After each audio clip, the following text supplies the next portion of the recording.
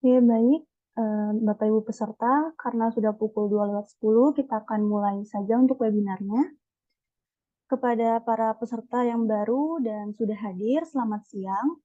Selamat datang di mini-tab webinar kami yang berjudul Capability Analysis for Normal and Non-Normal Data. Perkenalkan, saya Farah selaku moderator. Ada beberapa informasi yang ingin saya sampaikan sebelum materi webinar dimulai. Yang pertama, jika Bapak Ibu mengalami kendala koneksi pada perangkat, silakan Bapak Ibu dapat keluar atau log out terlebih dahulu, kemudian bergabung lagi ke dalam Zoom webinar kami. Apabila ada isu lain sehingga Bapak Ibu tidak dapat menyimak webinar dengan baik, silakan beritahu kami melalui chat box Zoom. Kemudian yang kedua, webinar ini akan berlangsung secara live dan kami akan merekamnya. Rekaman ulang webinar akan kami kirimkan ke seluruh peserta melalui email setelah webinar dilaksanakan. Kemudian yang ketiga, audio Bapak Ibu akan kami nonaktifkan selama webinar berlangsung. Jika ada pertanyaan, silakan kirimkan melalui chat box atau kolom Q&A. Yang keempat, setelah webinar selesai, Bapak Ibu akan diserahkan ke link kuesioner webinar. Mohon kesediaannya untuk mengisi kuesioner sebagai syarat untuk mendapatkan sertifikat dan menjadi bahan evaluasi kami dalam melaksanakan webinar pada hari ini. Selanjutnya, saya izin share screen dulu karena saya akan membacakan agenda webinar pada hari ini.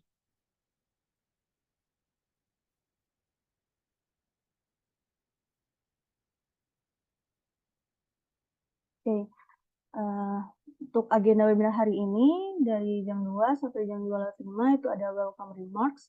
Namun karena kita sudah ada mundur waktu, jadi kita akan lewat lagi dari jam 2:15 sampai 3:25 akan ada pembahasan materi oleh Fanwar. Kemudian jam 3:25 sampai 3:40 kita akan ada break dulu. Dimohon untuk Bapak Ibu tidak meninggalkan room Zoom-nya. Kemudian 3:40 sampai 3:55 discussion and networking. Kemudian yang terakhir 3:55 ada closing remarks oleh saya. Baik, selanjutnya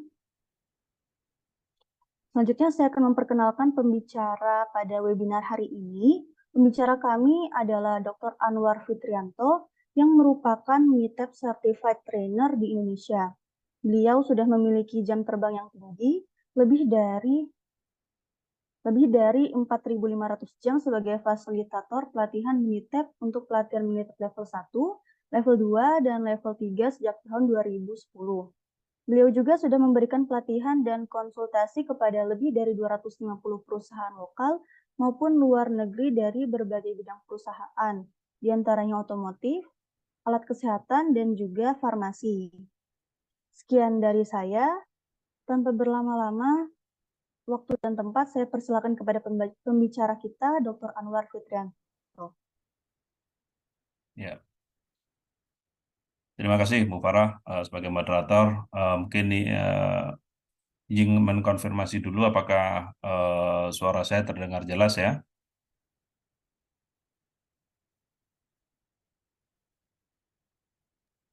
Ya, jelas, Oh, Pak. oh, jelas, terima kasih. Oke. Ya, terima kasih Bapak Ibu atas kehadirannya untuk webinar kali ini dengan judul Capability Analysis for Normal dan Non-Normal Data. Jadi ini memang isu yang sangat sering ditemui oleh Bapak Ibu sekalian di dunia industri.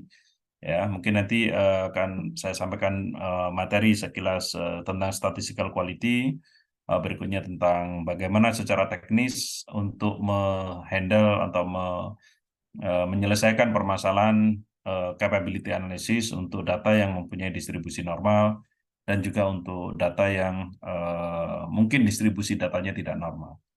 Ini izinkan saya untuk share screen, ya.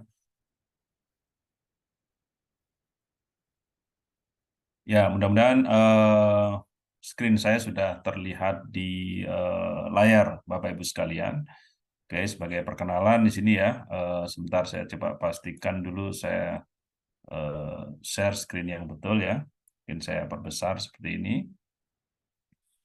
Ya, seperti judulnya kalau kita lihat capability analysis for normal and non-normal data. Mungkin sedikit overview tentang topik statistical quality ini. Sebenarnya topik statistical quality ini bisa digunakan atau memang diperlukan oleh semua jenis industri, baik mungkin otomotif, mungkin di farmasi, medical devices, dan sebagainya. Ya, sebenarnya ada 3 topik yang perlu kita diskusikan mengenai statistical quality ini, dan ini adalah seharusnya dipikirkan sebagai suatu sequence atau sesuatu yang berurutan. Nah, isu yang pertama yang perlu kita diskusikan adalah tentang sistem pengukurannya, yang kalau kita lihat di sini adalah measurement system analysis. Ya, di sini apa yang kita bicarakan adalah kita fokus kepada sistem pengukurannya. Apakah alat ukur sudah mengukur dengan baik apa yang diukur di suatu produk? Apakah operator sudah mengukur dengan baik produk yang dihasilkan oleh perusahaan? Apakah operator sudah konsisten dalam melakukan pengukuran dan sebagainya? Ini dibicarakan di measurement system analysis. Jadi di measurement system analysis ini sebenarnya kita tidak fokus ke produknya. Jadi kerangka berpikir kita pada saat kita di sini yaitu measurement system analysis, kerangka berpikir di yang biasanya kita bawa di control chart seharusnya kita letakkan dahulu. Karena di sini di measurement system analysis ini kita tidak fokus ke produknya, tetapi kita fokus ke sistem pengukurannya.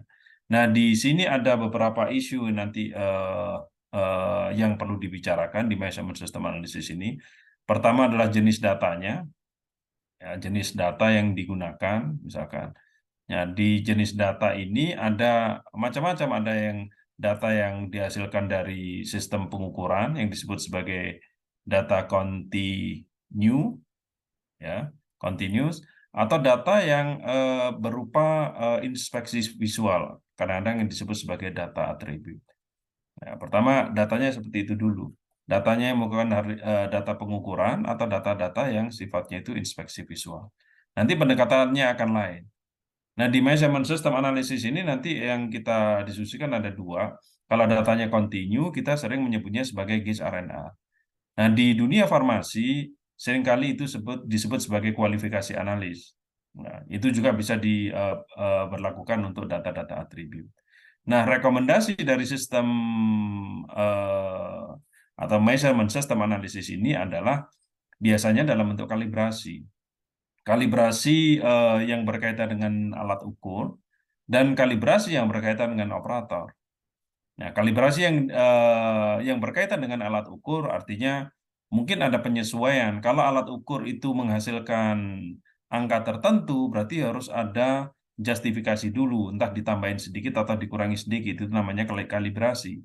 Ini tidak beda dengan pada saat kita mengukur badan kita, menimbang badan kita, Nah, kita harus pastikan dulu timbangan badannya ini betul apa tidak. Kalau belum betul, kita lakukan kalibrasi dulu seperti itu. Jadi fokusnya itu di alat ukur atau kalibrasi terhadap yang mengukur.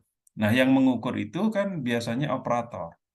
Nah, atau yang berkaitan dengan operator.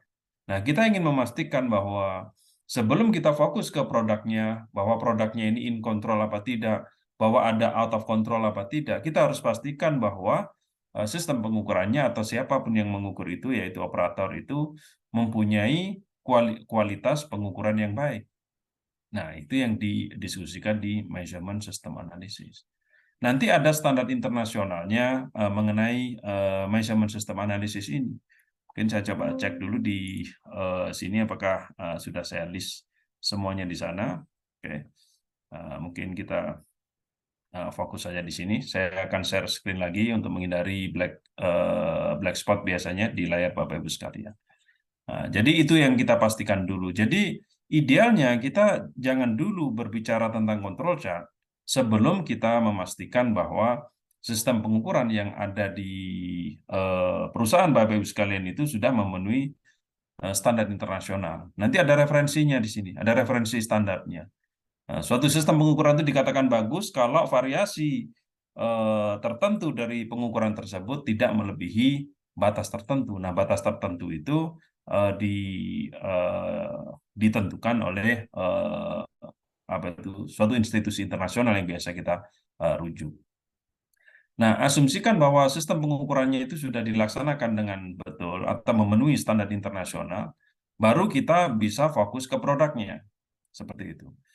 Nah, jadi kalau di sini, kalau pada saat kita membuat suatu bagan kendali atau control chart, kita ingin mengetahui sebenarnya proses yang sedang berjalan ini sedang sehat apa tidak. Jadi kita di control chart ini sudah fokus ke proses dan produknya. Asumsinya apa? Asumsinya adalah sistem pengukurannya tidak ada masalah, sudah memenuhi standar internasional. Seperti itu. Jadi kalau sistem pengukurannya sudah baik, kita bisa fokus ke control chart. Sehingga pada saat kita memenuhi out of control, katakanlah, biasanya kan di control chart ini kita mendapatkan suatu grafik seperti ini kira-kira. Ya, katakanlah ini garis tengah, ya, ini center line, ya seperti itu. Ini upper control limit, ini lower control limit, seperti itu. Dan kita mendapatkan plot seperti ini. Nah, pada saat kita menemukan ada titik yang di luar atau lebih tinggi daripada UCL atau lebih rendah daripada lower control limit, berarti ini adalah out of control. Begitu ada out of control point atau titik yang di luar batas atas ataupun batas bawah, berarti ini sebagai indikasi atau indikator bahwa proses yang sedang berjalan itu sedang tidak sehat. Dan kita harus cari tahu kenapa prosesnya itu tidak sehat. Sebagaimana kalau uh, kita ini sakit, badan kita ini sakit, selalu ada indikator-indikator yang menunjukkan bahwa kita itu sakit. Misalkan suhu tubuh kita mungkin sudah lebih tinggi dari biasanya, atau mungkin ada parameter-parameter lain atau variabel-variabel lain yang menunjukkan bahwa kita sedang tidak baik-baik aja. Itulah sebenarnya yang diinformasikan oleh suatu bagan kendali atau control chart. Tugas kita adalah nanti mencari bahwa di sini adalah menunjukkan bahwa proses itu sedang tidak sehat. Nah, kita harus cari penyakitnya apa. Nah, itu yang menjadi tugas engineers untuk mengetahui sebenarnya yang membuat proses tidak sehat itu apa. Itu yang kita lakukan di control chart. Sekali lagi, asumsi bahwa kita melakukan control chart ini adalah tidak ada permasalahan di measurement system analysis. Ya, tidak ada masalah dengan alat ukurnya, tidak ada masalah dengan operatornya, atau tidak ada masalah dengan analisnya. Seperti itu. Nah, sehingga informasi yang diberikan oleh suatu bagan kendali atau control chart ini benar-benar menggambarkan kondisi dari proses yang sedang berjalan. Seperti itu. Nah, di control chart ini pun nanti ada banyak sekali jenis-jenis control chart. Ini pun juga tergantung dari jenis datanya. Ya. Jadi di control chart ini ada dua macam jenis data yang harus kita pertimbangkan. Yang ini nanti akan menentukan jenis control chartnya juga. Pertama adalah apakah datanya continue sama dengan tadi, atau data itu dalam bentuk data-data atribut. Nah, ini nanti akan menentukan jenis control chart-nya. Ya, jadi pada saat datanya itu data continue atau data-data yang sifatnya pengukuran, juga banyak sekali jenis-jenis control chart.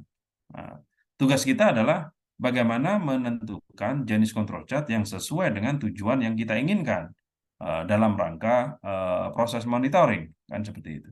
Kalau data-datanya berupa data atribut pun demikian, ada banyak sekali jenis control chart-nya. Kita harus pilih secara tepat, ya. Jadi ada kaidah-kaidah bagaimana untuk menentukan jenis control chart itu. Nah, begitu ini sudah kita identifikasi, berikutnya kita tinggal menggunakan tools atau software yang ada di pasaran, misalkan, atau misalkan yang open source, untuk membuat control chart. Ya. Tapi yang ada di Twin itu tetap kita dalam hal menentukan jenis control chart yang sesuai. Karena bisa jadi software tidak mengetahui bahwa data yang sedang kita punya ini lebih tepat menggunakan bagan kendali atau control chart yang mana. Nah, jadi pertama, sistem pengukurannya sudah memenuhi standar internasional, kita bisa pergi ke proses monitoring menggunakan control chart. Nah, informasi yang kita dapatkan di control chart ini, ya, bahwa prosesnya ini in control ataupun out of control, nah, ini bisa digunakan sebagai modal untuk melakukan proses capabilities tadi. Nah, kalau di control chart ini fokus utama adalah untuk mendengarkan yang disebut sebagai voice of process. Jadi kita ingin mendengarkan suara dari suatu proses itu. Kalau di proses capability ini, nanti kita ingin mengetahui rasio antara voice of process dengan voice of customer. Yang di proses capability ini kita ingin mengetahui apakah suatu proses itu mampu untuk memenuhi keinginan dari customer. Nah, keinginan dari customer itu nanti diwujudkan dalam bentuk upper spec limit atau spesifikasi atas dan lower spec limit yang disebut sebagai spesifikasi bawah. Nah, di proses capability study pun demikian. Ada dua macam data yang harus kita perhatikan, yaitu datanya apakah data berupa pengukuran, ya, atau disebut juga dengan data continuous, atau data yang berupa atribut. Jadi dua isu ini selalu hadir di ketiga isu statistical quality, yaitu apakah datanya itu data continue atau data atribut. Jadi jangan sampai salah dalam kita menentukan jenis control chart, jangan sampai salah dalam hal kita menentukan jenis proses capabilities tadi yang kita lakukan, dan jangan sampai salah juga kita memilih jenis measurement system analysis yang kita gunakan untuk memastikan apakah sistem pengukuran untuk suatu produk tertentu itu sudah memenuhi standar internasional atau tidak. Nah, jadi tiga isu itu yang harus diperhatikan dalam hal statistical quality analysis itu, yang seharusnya dilakukan secara sequence. Pertama, pastikan measurement dulu. Yang kedua, baru kita ngomong tentang prosesnya atau produknya. Baru kemudian kita ingin mendengarkan atau ingin mengetahui indeks kemampuan prosesnya. Nanti indeks kemampuan proses ini akan mendapatkan suatu angka, dan angka ini akan dibandingkan dengan suatu rujukan atau referensi tertentu untuk menentukan apakah suatu proses ini capable atau tidak, atau suatu proses itu mampu atau tidak. Nah, di hari ini kita fokus ke proses capability study ini. Nanti kebetulan ini kita menggunakan softwarenya itu Minitab. Sebelum saya lanjutkan, saya ingin menunjukkan bahwa ketiga isu ini sudah disediakan secara cukup jelas dan lengkap di Minitab. Mungkin saya coba tunjukkan di Minitab-nya, ya.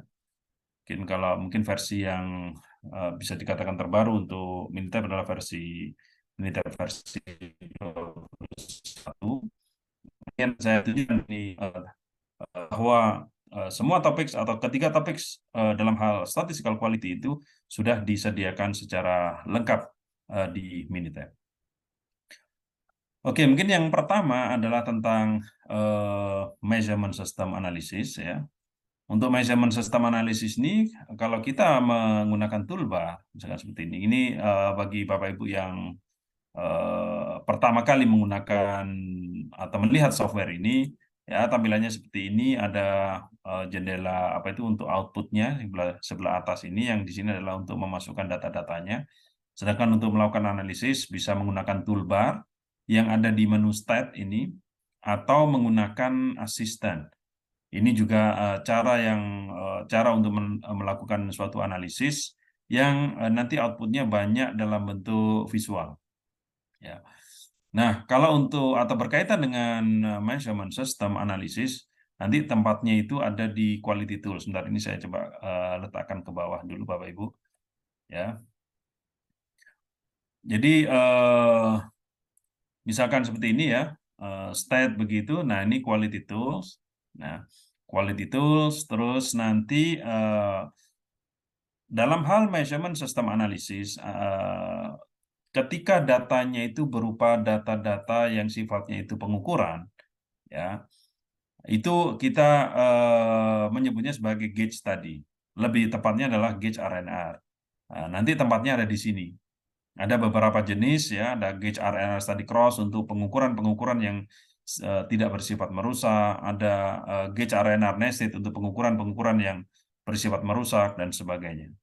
Nah, sedangkan kalau datanya berupa data-data scoring, ya, atau kita sebut sebagai data attribute, misalkan identifikasi apakah ada retakan apa tidak, untuk mengidentifikasi apakah ada bocor apa tidak, dan sebagainya, measurement system analisis untuk data seperti itu kita menyebutnya sebagai attribute agreement analysis, ya, di sini.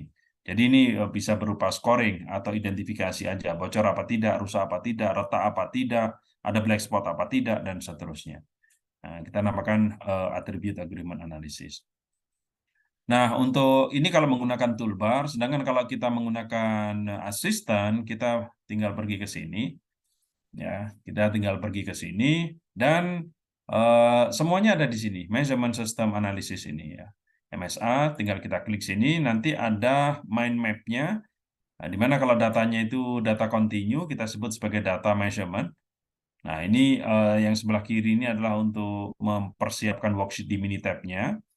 Nah, yang sebelah kanan ini untuk menganalisis data ketika data hasil pengukuran sudah dimasukkan. Nah, kalau datanya berupa data-data atribut, kita menyebutnya atau Minitab menyebutnya sebagai appraisal. Ya.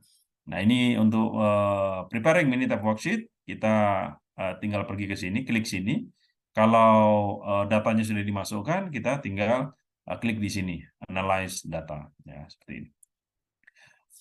Oke, mungkin sekaligus saya menjawab pertanyaan yang ada di sini, bagaimana bisa menentukan error data distribusi dari operator ataukah dari alat ukurnya. Nah, berkaitan dengan hal ini, nanti di outputnya itu akan terlihat, ya, seberapa besar kontribusi variasi atau error yang diakibatkan oleh operator. Itu ada tempatnya sendiri dalam bentuk angka, bisa juga divisualkan. Nah, persentase yang variasi yang diakibatkan oleh alat ukur juga terkuantifikasi dengan baik di situ, dan masing-masing nanti ada referensi standarnya. Bagaimana bisa memastikan operator atau human yang mengukur melakukan dengan benar? Nah, di situ nanti variasi yang ditimbulkan oleh alat ukur, karena konsepnya itu di measurement system analysis ini nanti ada kita menggunakan sampel data atau sampel produk, ya, dan satu sampel itu bisa diukur lebih dari satu kali oleh masing-masing operator. Tanpa operator itu mengetahui sampel yang sedang diambil itu sampel nomor berapa, seperti itu. Sehingga dengan demikian atau blind measurement itu nanti ada variasi nanti. Kadang-kadang produk yang sama diukur oleh orang yang sama di waktu yang berbeda, hasilnya pun berbeda. Nah, di situ ada kontribusi error. Kita ingin melihat konsistensi masing-masing operator. Itu semua nanti dikuantifikasi dengan baik. Apakah software Minitab bisa terintegrasi dengan OT? Dalam artian data dari mesin dihubungkan ke software Minitab oleh historian. Tentunya bisa, cuman ini memerlukan konektor yang menghubungkan antara dari hardware, dari equipment di production, itu dihubungkan ke PC yang sudah ada Minitab di dalamnya. Jadi tidak bisa langsung begitu karena ini Windows based software harus diaktifkan. Nah, nanti apa itu reading atau bacaan dari alat ukur itu biasanya kalau misalkan itu terrecord secara otomatis ke Excel dan sebagainya, nanti bisa langsung terkoneksi dengan Minitab. Tentunya harus ada konektor tambahan yang menghubungkan antara equipment atau reading dari mesin ke PC yang sudah ada Minitabnya. Apakah dengan menggunakan ANOVA di sini ya ANOVA tujuannya adalah untuk membanding dari dua hal, dua setting, dua raw material dan sebagainya. Dan tentunya ANOVA juga masih bisa digunakan. Tetapi sebenarnya kalau untuk control chart, untuk membuat bahkan kendali, data bisa masuk secara real time kalau sudah terkoneksi ke PC yang sudah terhubung dengan equipment ya. Nah, itu nanti bisa mendapatkan real time SPC. Mudah-mudahan pertanyaan sudah bisa dijawab. Nah, seperti itu kira-kira. Mungkin saya lanjutkan ya. Itu tadi untuk measurement system analysis. Sedangkan untuk control chart, nah, di sini ada tombol khusus ya. Mungkin saya coba reshare ya, Bapak Ibu. Untuk saya khawatir di jendela Bapak Ibu sudah ada black spotnya yang secara otomatis biasanya apa itu, terdisplay di Zoom. Oke, untuk control chart di sini kalau menggunakan toolbar di sini ada banyak sekali jenis control chart untuk proses monitoring ya. Yang di sini terutama ya untuk kalau datanya dalam bentuk data kontinu kita perginya ke sini. Ada X bar R, ada X bar S, ada IMR, RS, ada X bar RS, ada zone chart dan sebagainya. Ini yang bagian atas ini adalah untuk membuat control chart yang biasa digunakan kalau datanya itu berupa data-data pengukuran atau kontinu. Sedangkan yang di bawahnya ini sudah jelas namanya variable chart for individual. Maksudnya yang sebelah atas ini adalah untuk data kontinu tetapi ada subgrupnya. Subgrup itu kalau pada saat kita mengambil sampel, kita mengambil sampel lebih dari satu. Misalkan setiap kali mengambil sampel kita mengambil 2 atau mengambil 5 atau mengambil 10, itu berarti ada subgrupnya. Tetapi di produk-produk tertentu ya karena mungkin ukurannya terlalu besar atau mungkin terlalu mahal dan sebagainya, tidak mungkin kita mengambil sampel setiap kali mengambil sampel secara untuk masing-masing time interval itu kita mengambil terlalu banyak atau 2 bahkan sudah terlalu banyak. Berarti setiap kali mengambil sampel kita mengambil satu sampel. Misalkan setiap 1 jam lagi mengambil satu sampel, 1 jam lagi kita mengambil satu sampel. Jadi setiap kali mengambil sampel untuk interval waktu tertentu kita mengambil satu, berarti itu adalah data individual, karena tidak ada subgrupnya, jadi sendiri. Nah, ini jenis control chart yang sesuai untuk kondisi seperti itu.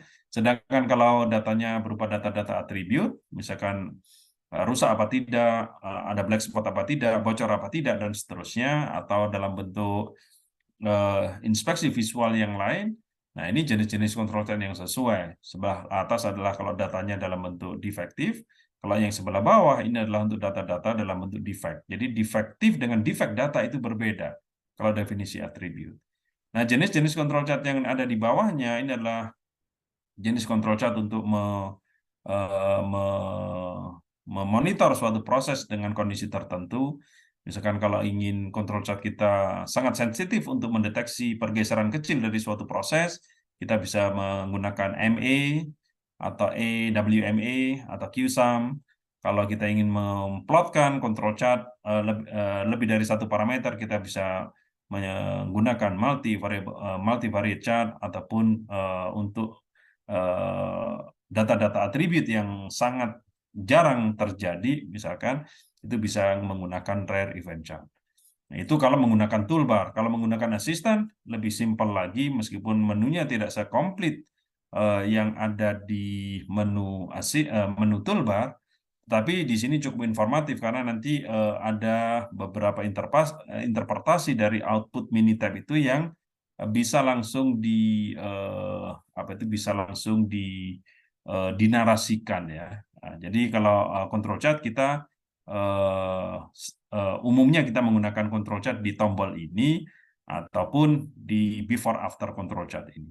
Sedangkan kalau untuk proses capability study ya, untuk proses capability study ini tersedia kalau diminta melalui quality tools.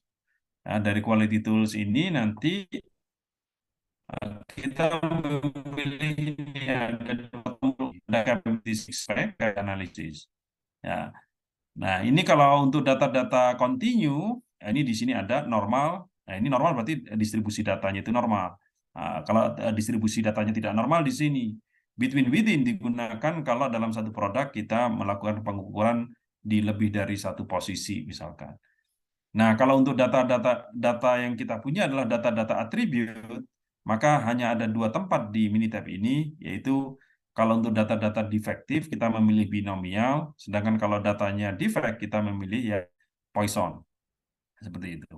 Sedangkan capability six pack ini lebih kepada bagaimana kita data kita memenuhi persyaratan-persyaratan uh, untuk melakukan capability analysis. Itu secara umum kalau fasilitas-fasilitas yang ada di Minitab ya yang digunakan untuk menghandle measurement system analysis, control chart maupun capability study. Nah, apa perbedaan control chart yang normal dengan between within dan kapan dan untuk apa masing-masing option digunakan? Jadi memang kalau kita lihat control chart di sini ya, misalkan control chart, kalau control chart kita tidak mengenal data itu normal apa tidak normal karena control chart tidak mensyaratkan distribusi datanya itu normal apa tidak. Tetapi mungkin lebih kepada kalau kita lihat di sini ya, misalkan mungkin yang dimaksud adalah capability analysis. Nah, di sini normal, itu kalau distribusi datanya normal, nanti akan saya jelaskan. Ya, distribusi normal itu seperti apa, non-normal, atau between within. Nah, between within ini, misalkan begini Bapak-Ibu ya, kalau kita mempunyai produk, misalkan produknya itu adalah, katakanlah kertas A4 begitu ya. Katakanlah produknya itu kertas A4. Biasanya misalkan salah satu parameter yang atau variabel yang diukur itu adalah ketebalan kertas. Ini saya sedang membuka whiteboard saya. Nanti saya ingin menjelaskan tentang yang saya maksudkan tadi. Ini sedang loading sebentar Bapak Ibu. Nah, biasanya untuk mengukur ketebalan kertas itu kita tidak melakukan pengukuran di satu posisi. Ya, ini berkaitan dengan dimensi biasanya. Karena kertas A4 itu kan dia mempunyai luasan tertentu. Nah, di mana kita melakukan pengukuran? Misalkan saya coba buka ini ya. Saya coba buka whiteboard ini, saya coba jelaskan. Oke, seperti ini ya. Jadi misalkan ini adalah ujung kertas A4 ya. Misalkan ini dalam satu roll panjang begitu. Ya, ini satu roll panjang kertas A4. Nah, biasanya nanti kan dipotong-potong nih. Dipotong-potong seukuran kertas A4. Nah, kalau salah satu parameter yang diukur adalah ketebalan. Nah, di mana kita mengukur ketebalan itu?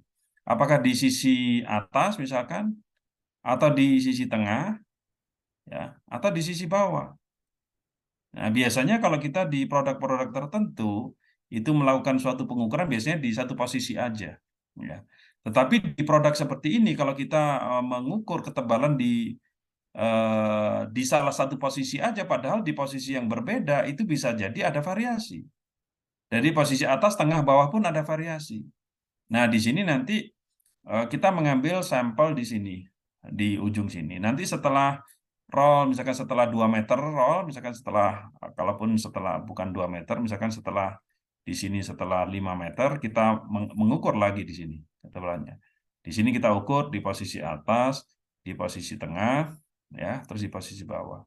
Nah, di sini yang akan kita lihat adalah ada variasi apa itu di dalam posisi ini antara atas, tengah, bawah ini ada variasi. Juga ada variasi antara posisi sini, posisi situ, dan posisi sana. Jadi ada posisi between misalkan ini lokasi 1, ini lokasi 2, lokasi 3, dan seterusnya. Ada variasi antar lokasi dan ada variasi di dalam lokasi. Makanya ada namanya within variation and between location. Seperti itu. Mudah-mudahan bisa menjawab pertanyaannya. Apa perbedaan data defektif dengan data defect? Nah, ini yang sering, ini untuk data-data attribute ya. Sekaligus saja saya bahas di sini.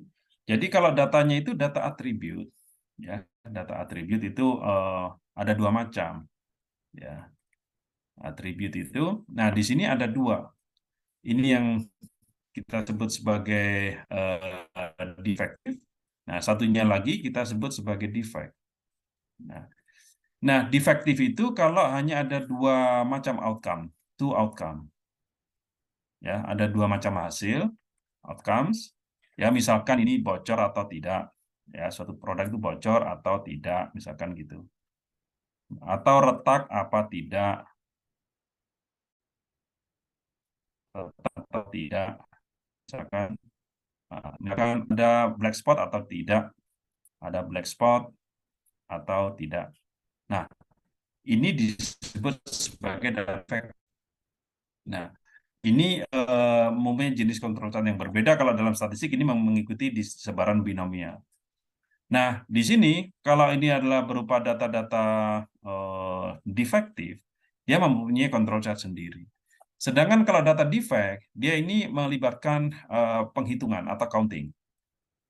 Jadi kalau misalkan saya contohkan, saya mempunyai produknya adalah kertas A4, seperti ini. Ya, produknya misalkan kertas A4, seperti ini.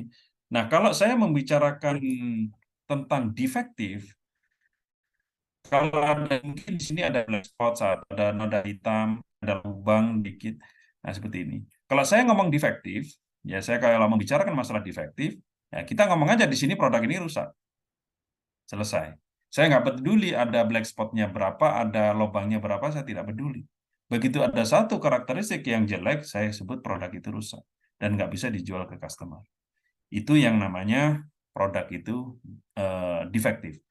Tetapi kalau defect, ya jadi misalkan gini, kertas A4 ini ada dua black spot, ada satu lubang, ini saya menghitungnya 3, karena ini ada counting. Ada 3 bad karakteristik. Di produk yang kertas A4 yang lain mungkin tidak ada hal seperti itu, berarti saya menghitungnya ini 0. Ada di kertas A4 yang lain, mungkin ada satu black spot, sini saya menghitungnya sebagai 1. Nah, itu yang disebut sebagai data defect. Ya. Jadi defektif itu cuma ada dua macam hasil. Kalau defect, saya perlu menghitung ada berapa bad karakteristik di produk saya. Oke, mudah-mudahan sudah bisa terjawab pertanyaannya. Saya lanjutkan. Nah, jadi mengenai capability ini, saya coba share screen ya. Mengenai capability, jadi karena fokus hari ini adalah ke capability analisis. Jadi kita ingin mendengarkan suara dari customer. Suara dari customer itu yang biasanya diwujudkan dalam bentuk spesifikasi. Dan suara dari suatu proses yang biasanya diwujudkan dalam bentuk control limit. Jadi ada spec limit, itu voice of customer. Ada voice of the process atau disebut sebagai control limit. Nah, seperti yang saya sampaikan tadi, capability analysis pun ada dua macam, tergantung jenis datanya. Ya, kalau datanya continue, nah yang sering kita dengar ada angka CP, CPK, PP, PPK, dan seterusnya, ini adalah kalau datanya itu data-data yang sifatnya pengukuran. Tetapi kalau data kita dalam bentuk atribut, apakah datanya itu dalam bentuk defect ataupun defektif, kita tidak akan pernah lagi menghitung yang namanya CP, CPK, PP, atau PPK. Yang kita hitung adalah proses Z, yang nanti ini kita merujuk ke target tertentu. Jadi untuk mencapai target tertentu ini proses yang sedang berjalan ini mampu apa tidak. Nah, hari ini kita lebih fokus kepada yang sering digunakan yaitu capability analysis untuk data-data yang sifatnya pengukuran. Nah, yaitu capability analysis untuk data-data kontinu. Secara definisi dan sebagainya, ya definisi yang paling simpel itu adalah yang saya tulis di sini. Jadi comparison between voice of customer and voice of the process. Nah, lebih khusus ini capability analysis untuk data-data kontinu. Apakah ini ada pertanyaan lagi? Apakah hasil atau kesimpulan suatu analisis data akan berbeda untuk capability analysis data jika data normal, distribusi, dan ya betul. Jadi sebenarnya sebelum ke sana, nanti akan kita lihat ya kaidahnya itu seperti apa. Ya. Jadi proses capability didefinisikan sebagai ukuran statistik karena yang dihasilkan itu nanti adalah angka yang dalam bentuk indeks, ya, yang menunjukkan apa itu karakteristik tertentu dari keragaman suatu proses. Jadi istilahnya karakteristik yang melekat di suatu proses itu, dan itu ditunjukkan dengan angka yang disebut sebagai capability index itu. Ya. Jadi kita bisa gunakan proses capability study ini untuk memperkirakan kemampuan suatu proses untuk memenuhi keinginan dari customer. Ya. Jadi ability of a process to meet specification. Jadi spesifikasi ini biasanya dari customer. Ini adalah gambaran setelah proses itu berjalan seperti ini, over time, ya, dari waktu ke waktu berjalan. Nah, ini proses itu kan ada variasi. Nah, proses itu ada variasi. Nah, kita ingin variasi yang kecil, yaitu berarti prosesnya stabil. Ini adalah menunjukkan proses yang tidak stabil. Kadang-kadang angkanya agak tinggi, kadang-kadang agak rendah, dan sebagainya. Berarti ini proses yang tidak stabil. Proses yang tidak stabil akan mengarahkan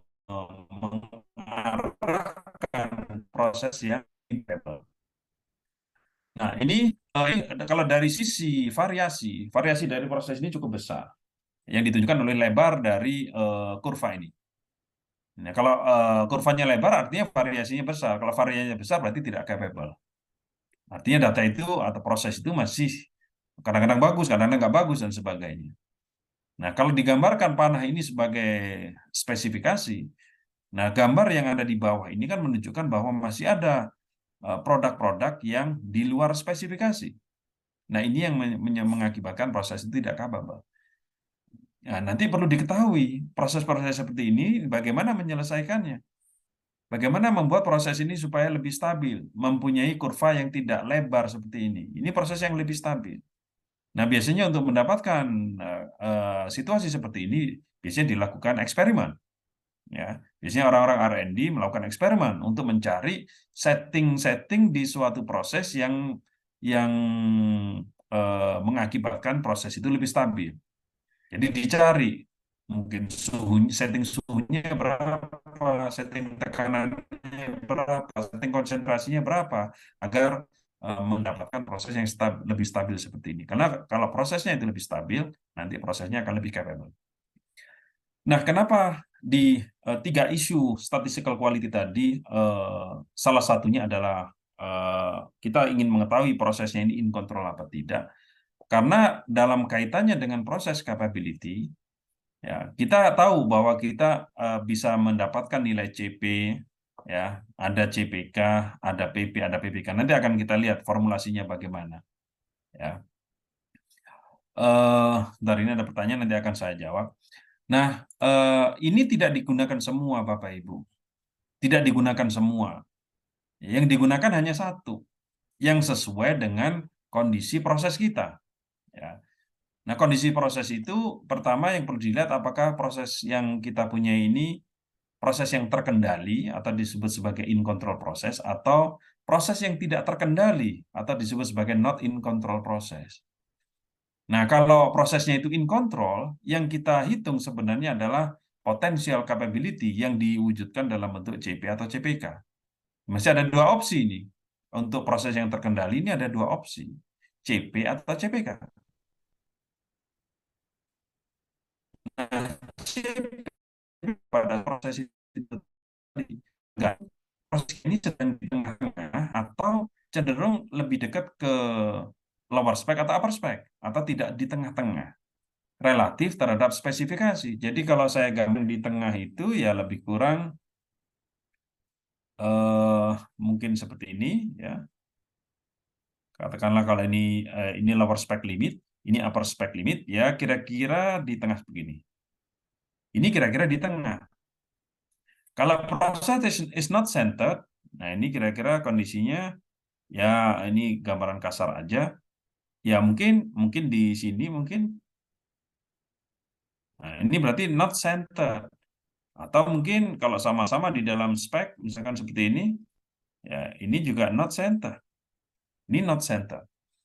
Nah, kalau not centered, kalau tidak di tengah-tengah, relatif terhadap upper spec, lower spec, dan proses itu terkendali, maka lebih baik menggunakan CPK. Ini tujuannya adalah agar kita tidak overestimate, agar angka yang kita dapatkan tidak melebih-lebihkan dari kondisi sebenarnya. Ya. Nah, di situasi yang lain, ya di situasi yang lain itu, eh, pada saat prosesnya itu tidak terkendali atau not in control, kita mempunyai dua pilihan juga, ada PP atau PPK yang menunjukkan actual performance. Ya. Ya, nah, kita pilih yang PP itu kalau dia itu centered, kalau PPK dia itu not centered. Ya, seperti itu.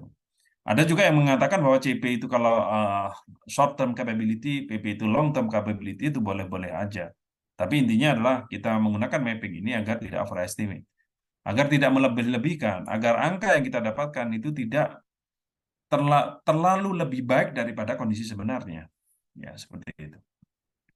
Nah, kalau formulasinya, ya CP itu kalau kedua limit, limit keduanya diberikan, kita bisa menghitung CP seperti ini. Pembaginya adalah 6 sigma. Sigma ini menunjukkan variasi dari suatu proses.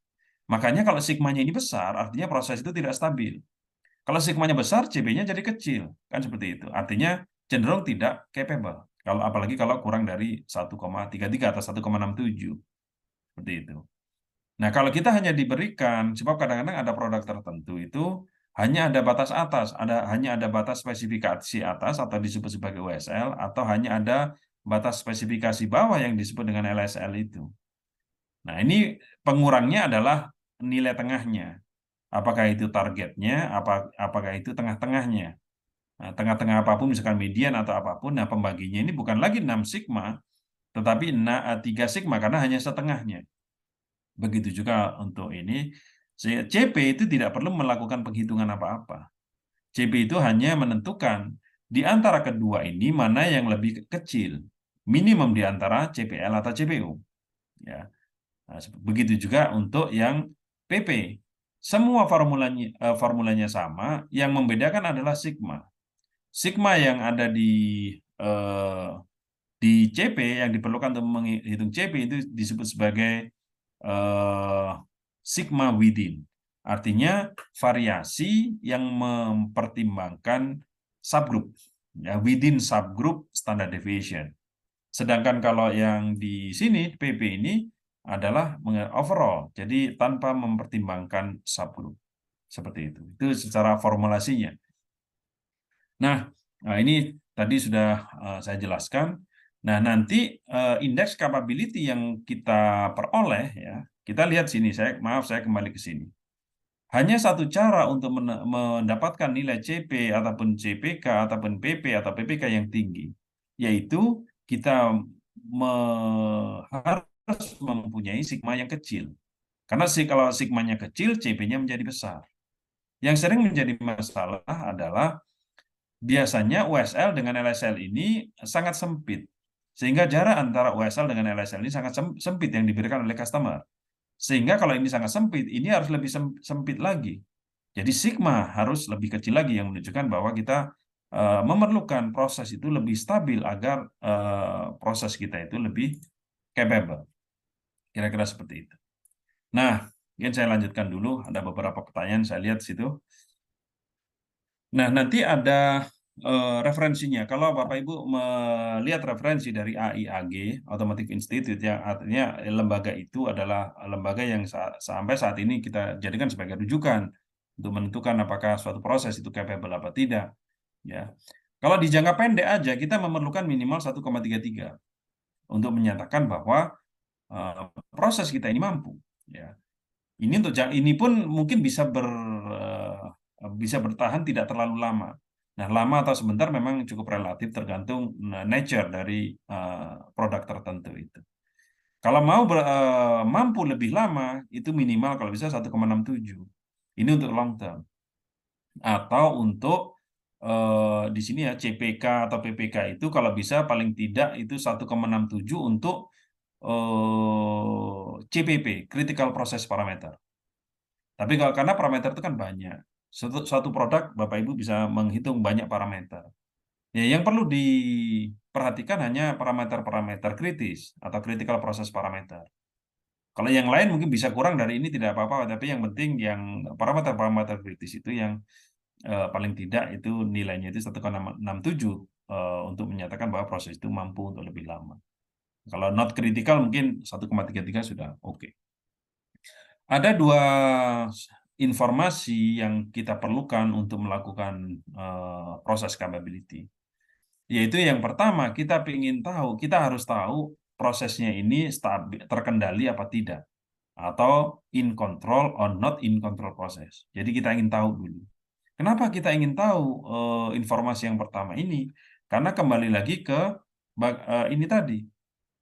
Untuk menentukan CP, CPK atau PPPPK kita ingin tahu in control proses atau not in control proses. Jadi ini harus kita ketahui dulu. Ya, saya kembali lagi ke sini. Kita harus tahu ini. Makanya kita di Minitab itu kalau kita melakukan analisis capability, ini adalah output yang kita harus lihat dulu. Ya. Kalau in control nanti kita melihatnya CP atau CPK. Kalau not in control kita melihatnya PP atau PK. Tetapi yang pertama ini kadang-kadang tidak ada artinya kalau customer tertentu itu ada yang fanatik terhadap nilai capability index tertentu. Ini patut kita pahami. Misalkan di perusahaan tertentu nggak peduli mapping yang saya sebutkan tadi, kondisinya in control apa tidak, nggak peduli. Kadang-kadang perusahaan tertentu hanya ingin melihat, pokoknya saya mau melihat nilai PPK. Nggak peduli situasinya apa, saya hanya mau melihat nilai PPK-nya. Atau suatu perusahaan yang lain hanya ingin melihat nilai CPK-nya. Ya udah, yang guideline yang saya tampilkan di slide yang sebelumnya itu sudah tidak perlu dilihat lagi, karena kita selalu menempatkan customer di tempat yang lebih tinggi. Seperti itu. Tetapi kalau tidak ada preferensi customer, untuk melihat nilai capability index tertentu, ya kita bisa menggunakan guideline yang saya sampaikan tadi agar tidak overestimate. Nah, informasi kedua yang perlu kita lihat adalah kita harus tahu informasi tentang distribusi data yang kita punya. Perlu Bapak Ibu ketahui bahwa data itu mempunyai bentuk. Ya, data itu mempunyai bentuk. Mungkin saya akan tunjukkan sebentar bahwa data itu mempunyai bentuk yang nantinya itu disebut sebagai distribusi. Ya, saya coba share screen lagi, ini menghindari adanya black spot lagi ya. Oke, saya akan tampilkan lagi jendela Minitab-nya. Maaf ya, ini. Oke, misalkan di sini ya, saya mempunyai data. Contohnya ini saya buat aja data yang sebagai contoh ya. Misalkan saya buat data, misalkan saya mempunyai data itu ada 100 data lah, misalkan saya simpan di C1, misalkan di sini saya buat aja seperti ini. Ya, misalkan saya mempunyai data seperti ini. Seperti Bapak Ibu lihat, ini saya mempunyai 100 data. Ini misalkan ini data-data kontinu, ini data pengukuran. Karena kalau kita lihat nilainya bisa berupa angka desimal dan sebagainya. Apa bentuk data ini, atau katakanlah secara teoritis kita ngomong apa distribusi atau apa bentuk data ini, kita bisa plotkan misalkan menggunakan misalkan histogram, agar tahu bentuk data kita yang kemudian kita sering menyebutnya sebagai distribusi dari data itu. Ya, misalkan ini adalah bentuk data yang saya punya ini. Ada 100 data, kalau saya plotkan, dia mempunyai bentuk seperti yang Bapak Ibu lihat di layar. Mungkin sebentar lagi akan muncul. Nah, seperti ini. Nah, ini bentuknya. Jadi kalau kita buat sketsanya, kita tahu ini bentuknya. Kalau kita buat kurvanya, misalkan ini saya bawa aja, saya bawa ke sini. Misalkan saya plotkan ke sini ya. Nah, ini kalau saya buat sketsanya, nah, saya bisa tahu bentuk datanya itu seperti apa. Ya, kira-kira bentuk datanya itu, ya misalkan, ya kalau dengan kurva mungkin seperti itu. Ya, saya ulangi, mungkin kalau di sketsa dengan kurva, mungkin bentuk data yang saya punya itu seperti ini. Nah, ini yang namanya distribusi data. Ya. Nah, ini yang namanya distribusi data atau bentuk dari data itu. Ya, jadi ini ada distribusinya. Distribusi atau bentuknya. Nah, ini namanya apa? Itu ada namanya. Nah, secara umum bentuk data itu bisa macam-macam. Ya, ini hanya salah satunya aja. Ya, mungkin kalau tentang data distribusi data itu, mungkin saya coba gambarkan. Atau sebaran data itu ada yang berbentuk seperti itu. Ini namanya F. Saya kasih nama di sini. Bukan bentuknya seperti huruf F, tapi yang penemunya menyebutnya ini sebagai distribusi F. Kalau bentuknya seperti ini, namanya itu distribusinya Q kuadrat. Ya, namanya itu Q kuadrat atau chi-square. Nah, seperti ini. Kalau bentuknya seperti ini, namanya Y-bull. Ya, agak miring ke kiri sedikit. Nah, kalau bentuknya seperti ini namanya normal. Jadi normal itu adalah nama, bukan sebagaimana yang kita pahami dengan perkataan sehari-hari antara normal dengan tidak normal. Jadi kalau distribusi datanya normal itu, kalau bentuknya itu lebih kurang seperti ini. Simetris dia, kanan kiri sama, dan seterusnya. Ya. Jadi nanti untuk analisis capability ini, kita ingin tahu distribusi data itu ada macam-macam, tetapi secara umum kita bisa golongkan menjadi datanya itu normal atau tidak normal. Kalau tidak normal ini kan banyak macamnya. Kalau normal hanya satu. Kalau normal itu yang bentuknya begini. Kalau tidak begini, kita menyebutnya tidak menyebar normal. Bukan tidak normal sebagaimana pengertian kita sehari-hari. Seperti itu. Nah, untuk melakukan analisis capability kita perlu informasi. Saya coba menjawab beberapa pertanyaan yang muncul ya. Jadi apakah kesimpulan suatu analisis data akan berbeda untuk capability analysis jika datanya normal dan tidak normal? Jadi begini, kalau datanya menyebar normal, ya mungkin saya coba teruskan ke sini ya. Ini untuk menjawab pertanyaan itu saya ingin sampaikan. Ini kalau distribusinya normal. Kalau seandainya luas area di bawah kurva itu sama dengan 1 atau 100%, ya yang namanya sigma, yang Bapak Ibu biasanya sangat paham yang namanya konsep 6 sigma dan sebagainya, sigma itu segini, ini sigma. Jarak antara, ya kalau ini tengah-tengah dari kurva itu, jadi ini titik belok ya. Jadi lebar itu namanya 1 sigma.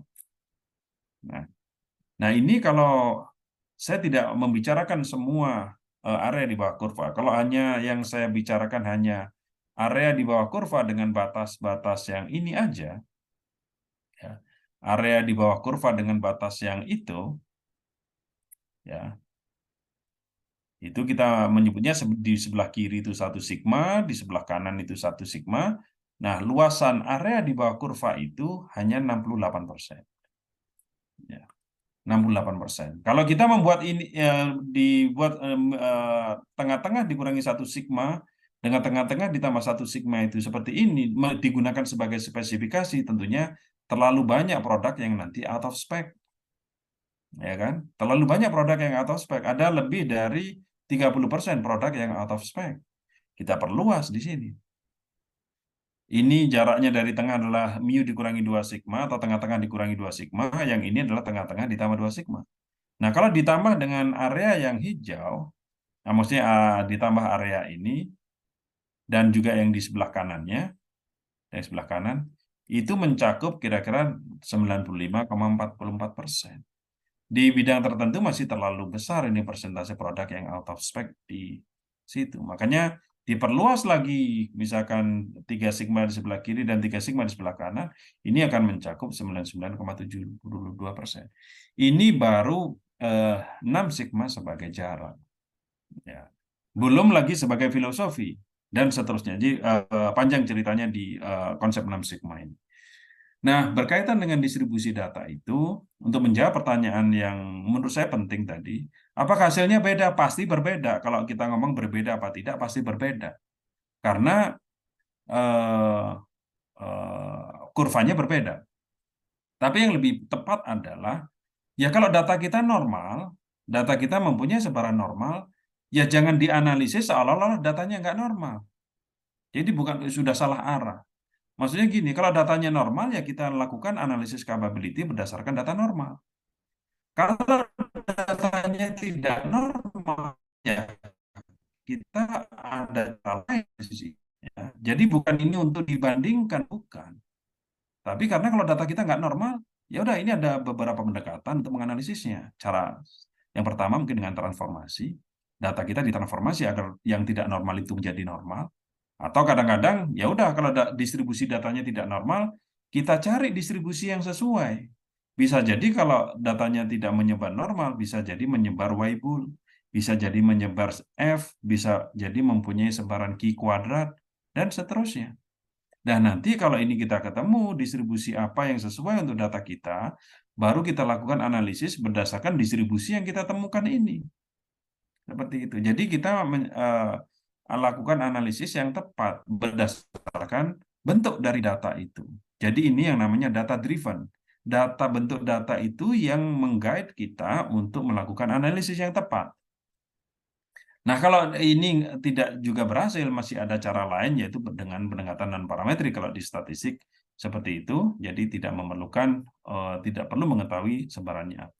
Itu untuk menjawab pertanyaan dari yang apakah hasil kesimpulan suatu analisis akan berbeda untuk distribusi normal dan tidak normal. Apakah Minitab ini bisa mendeteksi perbedaan data yang disebabkan dari faktor luar, misalkan dari pergantian supplier baru, pergantian proses parameter, atau perubahan instalasi? Sepanjang semua itu dicatat, itu kita bisa deteksi sebabnya itu karena apa, karena faktor apa.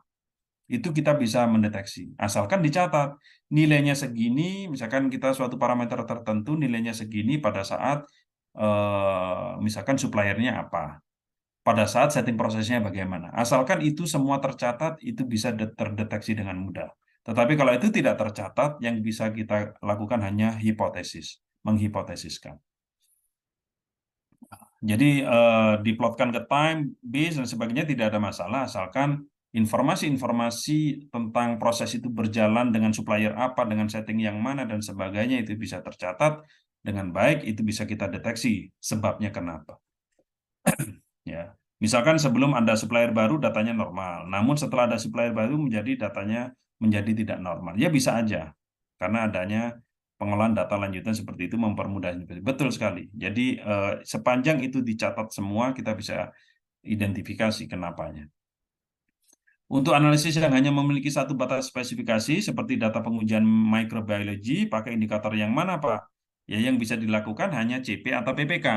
Nah, maksudnya CPK atau PPK. Kalau yang hanya ada itu spesifikasi atas, nanti mempunyai nilai CPU aja, dan nilai CPU itu akan sama dengan nilai CPK, ya, atau PPU dan PPK. Jadi CP tidak mungkin dihitung, secara matematis nggak mungkin, nilai PP juga nggak mungkin dihitung.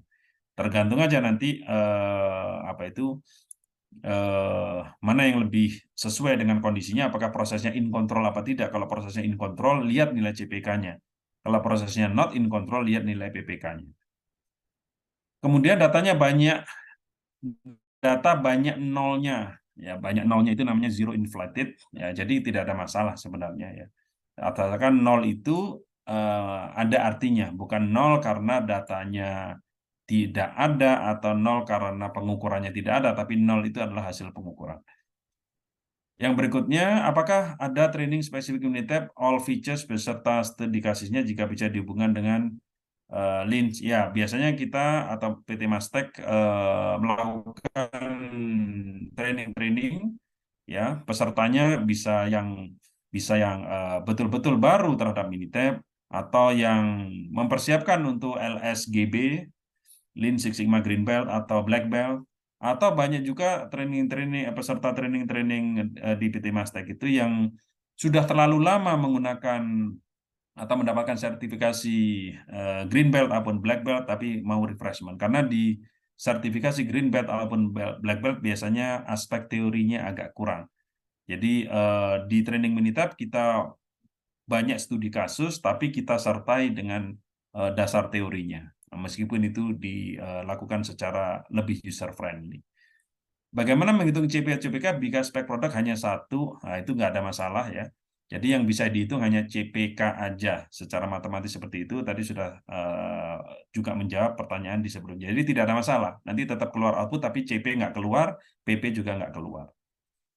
Apakah ada persyaratan tertentu untuk nilai CPK dan PPK agar bisa dianggap capable? Mungkin saya ini kan tadi ya, saya kembali lagi ke sini, ke nilai referensi tadi ya. Nah ini dia, disebut capable kalau di minimal 1,33 untuk short term, kalau long term minimal 1,67 ya, seperti ini. Ya, lebih tinggi tentunya lebih bagus. Ya, itu kalau long term 1,67, lebih besar lebih bagus. Itu terus dari Stephanie Jo, kalau spesifikasinya hanya ada batas bawah atau atas, tadi sudah saya jawab di pertanyaan sebelumnya. Apakah yang dimaksud critical long term? Jadi critical proses parameter. Jadi gini, jadi ada kalau di suatu produk tertentu, tentunya parameter yang bisa diukur itu banyak, bisa ketebalan, kekerasan dan sebagainya. Nah, tidak semua parameter itu penting. Ya, tidak semua parameter yang diukur itu penting. Nah, kalau untuk melakukan proses capability, bahkan untuk melakukan measurement system analysis, lebih bagus difokuskan untuk critical proses parameter aja. Difokuskan pada parameter-parameter yang kritis aja. Nah, yang lainnya mengikuti aja, jadi tidak perlu dilakukan semua. Oke, jika suatu data terdistribusi tidak normal dan sudah dilakukan analisis menggunakan Johnson, apakah otomatis akan menggunakan PPK untuk menilai proses? Tidak, ya.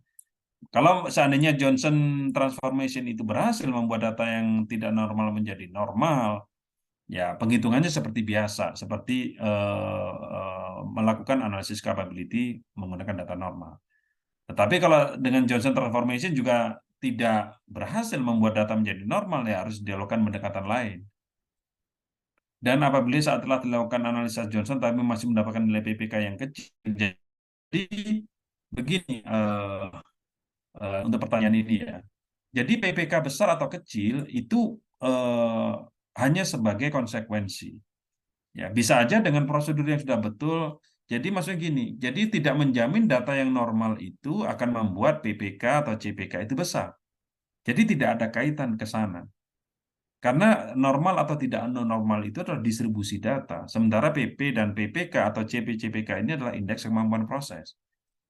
Jadi apakah normal atau tidak normal itu adalah jalan yang sesuai yang kita lalui yang mana. Hasilnya bagaimana itu tidak tergantung lagi dengan datanya terdistribusi normal apa tidak, asalkan kita melakukan eh, prosedur yang sesuai. Bisa jadi datanya normal, prosesnya capable, bisa jadi datanya tidak normal, prosesnya capable, atau sebaliknya. Jadi tidak ada kaitan dengan sana. Perbedaan perhitungan sigma overall dengan sigma within seperti apa? Nah, jadi begini, kalau kita mempunyai data, mungkin saya coba ini kan ya. Ini sebenarnya masih banyak lagi pertanyaan, tapi nanti saya khawatir waktunya tidak cukup. Sebentar saya eh, coba jawab seefisien mungkin. Jadi kalau kita mempunyai data, misalkan begini, mungkin saya coba ini kan ya. Nah, seperti ini. Jadi ringkasnya itu begini, misalkan ini subgroup. Ini subgroup, ya. Subgroup. Jadi misalkan ini subgrupnya satu. Jadi setiap kali kita mengambil sampel, kita mengambil 4 data. Ini subgroup kedua. Jadi sampling kedua kita mengambil 4 sampel juga. Sampling ketiga kita mengambil 4 sampel juga. Dan seterusnya. Nah, di sini ya, di sini masing-masing 4 data itu kita bisa mendapatkan nilai sigma. Jadi simpangan baku atau sigma dari data di subgroup pertama berapa? Nilai sigma dari data subgroup kedua berapa? Nilai sigma dari subgroup ketiga berapa? Dan seterusnya sampai ini habis. Nanti itu dirata-ratakan, dikalikan dengan faktor koreksi, kita mendapatkan sigma within. Jadi sigma yang memperhatikan within subgroup standard deviation. Jadi sigma yang memperhatikan variasi di dalam subgroup. Makanya disebut within. Sementara kalau overall, kita tidak perlu peduli subgroup, kita hanya hitung sigma dari semua data, overall, tanpa mempertimbangkan subgroup. Jadi seperti itu. Oke, mungkin saya lanjutkan dulu karena khawatir waktunya tidak cukup ya. Maaf tadi mungkin tertutup ininya, slide-nya saya buka kembali. Ya, jadi pendekatannya demikian Bapak Ibu ya. Jadi Tadi banyak pertanyaan-pertanyaan yang lebih kepada konsep ya. Yang penting itu dipahami dulu, baru nanti secara teknis kita bisa dibantu Minitab untuk melakukan analisisnya. Mungkin ini saya tutup dulu. Ya, ini saya kembali ke contoh tadi ya. Ini bentuk-bentuk distribusi data. Nah, tadi sampai di sini Bapak Ibu. Jadi nanti mungkin yang kita bicarakan dua contoh ya di sini. Kasus yang pertama, kita melakukan analisis capability kalau datanya itu normal, itu bagaimana prosedurnya dan seterusnya. Mungkin saya sebelum menjawab pertanyaan yang lain, saya coba lanjutkan dulu slide-nya. Nah, ini kasus yang pertama. Saya sebut ini kasus yang pertama, melakukan analisis capability untuk data yang normal. Ya, kasus yang pertama di sini, misalkan ya ini produk aluminium alloy, ya, yang mempunyai singkatnya mempunyai lower spec 17,5, ya, upper spec 22,5. Ya. Jadi mereka ingin tahu ya apakah prosesnya ini memenuhi keinginan dari customer. Nah, secara umum seperti itu. Ya. Mungkin ini saya coba lihat datanya. Ya, datanya mungkin saya coba lihat ya Bapak Ibu di sini. Mungkin di sini datanya. Saya coba buka dengan Minitab. Ya, tunggu sebentar Bapak Ibu. Ada loading sedikit.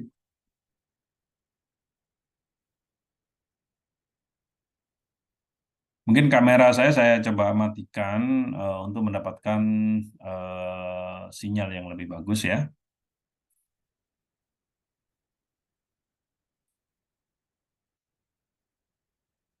Ya, ini datanya Bapak Ibu ya. Ini adalah hardness atau kekerasan produk. Ini subgroup size-nya itu 3 Bapak Ibu. Ya, jadi setiap kali mengambil sampel itu mengambil 3 produk. Ya. Nah, ini harus secara sekuen mengambil 3 produk lagi. Ini namanya subgroup size-nya itu 3. Nah, untuk melakukan analisis capability kalau menggunakan software ini, sebentar saya coba diaktifkan ini. Langkah pertama, sebenarnya ada 2 tempat ya untuk melakukan analisis capability. Mungkin salah satunya tadi saya lupa memberitahu. Pertama menggunakan toolbar, yaitu kita pergi melalui quality tools, nanti kita ke six-pack atau analisis. Yang kedua adalah melalui asisten, karena di asisten ini juga bisa kita lakukan analisis capability. Ya, kita lakukan dengan ini dulu, ya, quality tools. Nah, langkah pertama kita pergi ke sini, capability six-pack.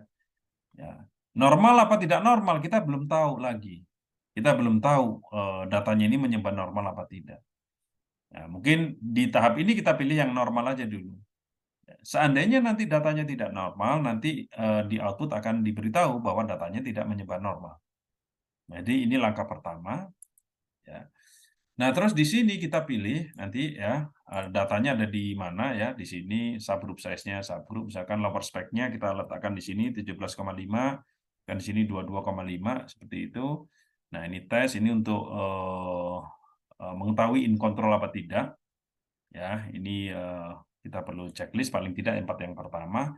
Nah, kita lakukan analisis seperti ini. Jadi langkah pertama ini lebih kepada mengecek apakah syarat-syarat atau kita mendapatkan informasi yang cukup tentang proses itu, apakah in control apa tidak. Oke. Oke, mungkin saya coba ini kan videonya lagi kalau memang masih sinyalnya masih bagus ya, saya coba buka aja. Nah, di sini. Nah, kalau kita lihat di sini, ini ada 6 output dalam satu display, makanya disebut six pack. Tetapi dari 6 ini yang perlu kita lihat adalah 2 yang pertama. Nah, 2 yang pertama ini untuk mengetahui apakah prosesnya ini in control apa tidak.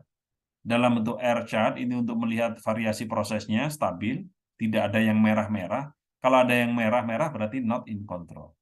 Begitu juga di gambar ini, kalau ada yang merah berarti ada yang out of control.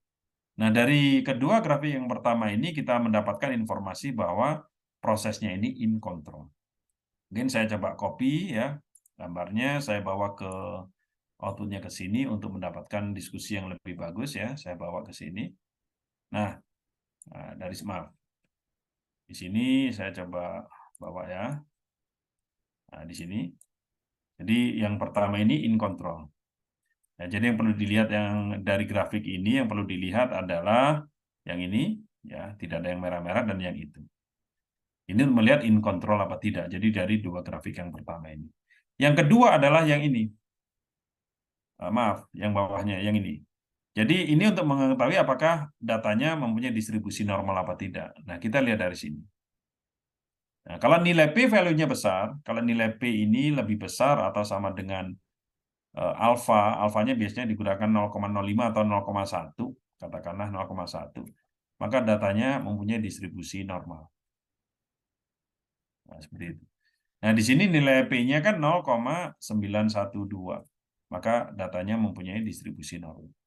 Berarti datanya menyebar normal. Sehingga berdasarkan informasi ini, kita lakukan analisis capability yang lebih lengkap. Karena sebenarnya di sini sudah ada outputnya. Output ini diperoleh berdasarkan perhitungan kalau datanya menyebar normal. Jadi capability index dari sini sudah bisa terlihat. Maksudnya sudah bisa diketahui nilai CP-nya berapa, PP-nya berapa, dan sebagainya ini sudah tahu. Ini CPK-nya sekian, 0,66, CP-nya 0,98, dan seterusnya. Nah, jadi kalau kita lihat ini prosesnya in control. Nah, di sini ada di tengah-tengah apa tidak? Kita bisa tahu di sini.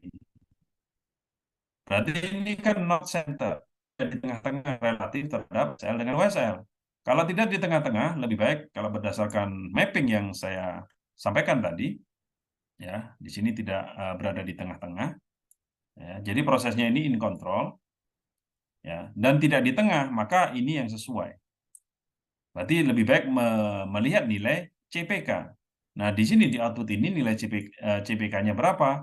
Ini sudah ada sebenarnya. CPK-nya adalah 0,66. Kita lihat di sini datanya normal, CPK-nya kecil.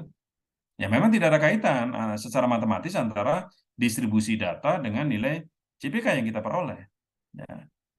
Jadi seperti ini. Berarti untuk contoh ini berarti eh, apa prosesnya tidak capable. Apa yang membuat tidak capable? Kita lihat di sini. Permasalahannya adalah di situ. Jadi kalau kita lihat permasalahan dari produk ini adalah terlalu banyak produk yang out of spec di sebelah kanan. Ini permasalahannya. Nah, jadi kalau saya eh, tunjuk ininya ya, permasalahannya ada di sini. Di sini nih. Jadi permasalahannya di sini. Banyak produk-produk yang out of spec di sebelah kanan. Ya, artinya produk ini terlalu keras. Kekerasannya terlalu tinggi. Apa yang perlu dilakukan? Engineers akan menentukan itu. Melakukan eksperimen dulu, melalui DOE, Design of Experiment, kita cari tahu parameter-parameter yang bisa mengurangi nilai kekerasan dari produk ini. Seperti itu. Ya. Ini untuk analisis capability untuk data normal. Kalau mau dilanjutkan dengan informasi yang lebih lengkap lagi, jadi output yang kita dapatkan ini bisa kita lanjutkan dengan tahap kedua untuk melakukan analisis capability, yaitu dengan cara kita lanjutkan di sini quality tools. Nah, sekarang kita pilih yang capability analysis. Ya, jadi yang pertama capability six pack, mungkin tidak informasinya masih kurang lengkap. Nah, kita tambahkan di sini capability analysis. Nah, kita tahu datanya normal. Nah, seperti itu. Datanya ada di sini ya, subgroup size-nya. Nah, subgroupnya ini ya kita tulis saja di sini 17,5, di sini 22,5 ya. Di sini terus kita pergi ke option. Nah, ini yang mau ditampilkan apa? Secara default yang akan ditampilkan adalah capability statistik dalam bentuk capability index. Bagi teman-teman yang sudah melakukan atau mendapatkan sertifikasi Six Sigma, entah Yellow Belt, Green Belt, dan sebagainya, biasanya produk-produk tertentu ingin diketahui level sigma-nya berapa, itu bisa ditampilkan ini. Itu untuk mendapatkan level sigma dari suatu produk. Tapi kalau untuk keperluan analisis capability, kita tampilkan yang ini. Ini dalam bentuk persentase atau ppm, terserah yang lebih sesuai yang mana, karena masing-masing bisa dikonversi. Nah, di sini akan lebih lengkap. Di sini misalkan ada berapa persen produk yang out of spec di sebelah kanan, ini persentase produk yang lebih dari upper spec itu ada 6,67. Kalau dalam ppm kira-kira 6.670 per million mungkin. Nah, ppm ya. Dan di sini ada di sebelah kiri tidak ada masalah dan sebagainya. Kalau nilai capability index yang kita dapatkan ya sesuai dengan yang ada di capability six pack seperti itu. Kita lihat pertanyaannya, saya lanjutkan ya. Apa tujuan suatu proses capable berdasarkan data normal atau non-normal? Apakah data non-normal suatu proses bisa dilanjutkan? Nah, itu tadi yang saya maksudkan. Banyak sekali anggapan bahwa kalau datanya tidak normal, itu tidak bisa dianalisis. Ya. Atau sebagian orang juga memaksakan datanya itu tidak normal, tetapi dianalisis seolah-olah datanya normal, dan ini tidak sesuai. Jadi kita ingin mengetahui distribusi datanya normal apa tidak normal itu, agar perhitungan capability index yang digunakan itu sesuai. Ya. Jadi kalau datanya berdistribusi normal, nanti perhitungan-perhitungannya mengikuti fungsi sebaran normal yang tentunya ada persamaan matematisnya. Kalau datanya tidak menyebar normal, nanti perhitungan-perhitungannya juga disesuaikan untuk distribusi yang tidak normal, sehingga capability index yang kita dapatkan itu lebih akurat. Jadi seandainya datanya itu tidak normal, dianalisis seolah-olah datanya normal, bisa, ya bisa. Secara matematis bisa, software nggak akan protes. Software nggak akan protes, datanya nggak normal, tapi kenapa dianalisis pakai seolah-olah datanya normal? Ya itu tidak akan protes software. Tetapi capability index yang kita dapatkan tentunya salah, tidak akurat. Nah, seperti itu. Jadi, untuk mendapatkan nilai capability index yang lebih akurat. Untuk menghitung kapabilitas proses, jika ada 3 batch, distribusi data yang dibuat histogram itu masing-masing batch jadi 3 histogram. Atau 3 batch digabungkan. Ya, 3 batch itu digabungkan. Ini biasanya di farmasi. Ini biasanya untuk satu belt ya, biasanya ambil 3 atau berapa sampel, di batch kedua berapa sampel dan sebagainya. Nah, lebih baik kalau seperti itu digabung ya, dari data dari 3 batch yang berurutan itu. Ini biasanya di farmasi. 3 batch masing-masing terdiri dari 10 subgroup, ya nggak apa-apa. Ini sangat lazim digunakan di teman-teman farmasi. Bagaimana jika baru menerapkan statistical CPK dan diketahui CP selalu kurang dari 1?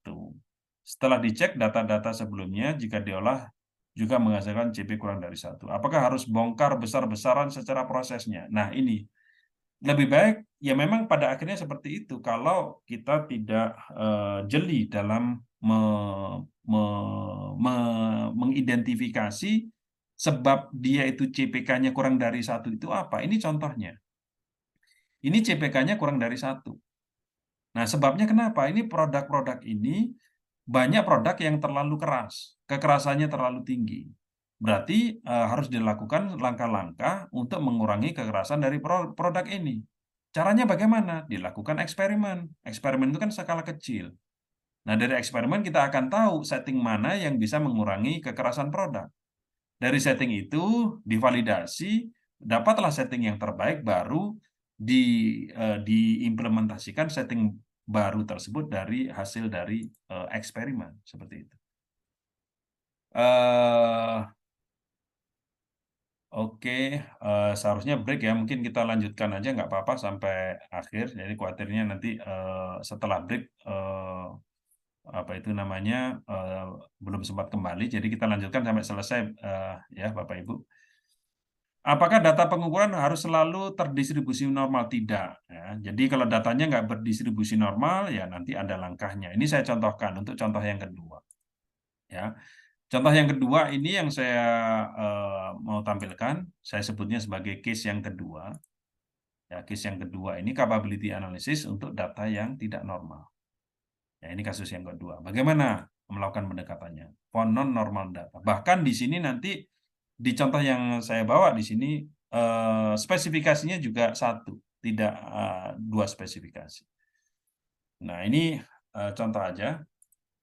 Jadi contoh yang saya bawa di sini adalah di perusahaan PIN ya.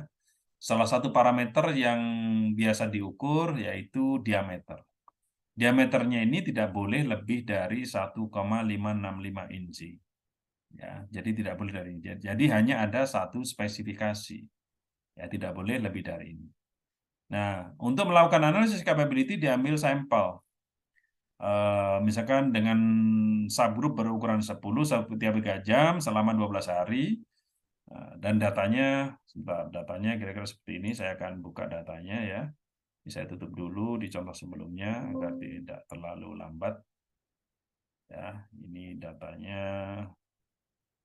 Sebentar. Seperti ini. Saya buka dulu Bapak Ibu.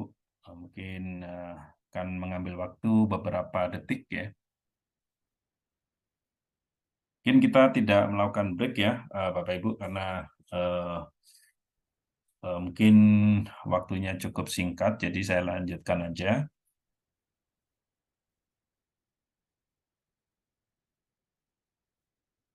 Sebentar ya Bapak Ibu. Sambil saya melihat pertanyaan-pertanyaan yang ada. Oke, apakah penguatan itu harus selalu terdistribusi normal? Tidak. Pak, kalau CP, CPK, PPP kurang dari 1, pasti UCL dan UCL-nya melebihi. Ya, sebagian besar seperti itu. Artinya sigma, jadi kalau dilihat di sini ya, kalau dilihat dari slide saya ini, ya, dia itu akan kurang dari 1, ya, misalkan di sini ya, ini akan menghasilkan CP misalkan kurang dari 1, kalau pembilangnya ini lebih kecil daripada 6 sigma. Nah, 6 sigma ini, 6 kali sigma ini adalah variasi dari proses kita. Yang ini seringkali diwujudkan dalam bentuk, jadi UCL dengan LCL-nya ini lebih lebar daripada jarak antara USL dengan LSL. Nah, betul Pak, jadi kemungkinan besar itu sebabnya. Oke, ini datanya Bapak Ibu ya.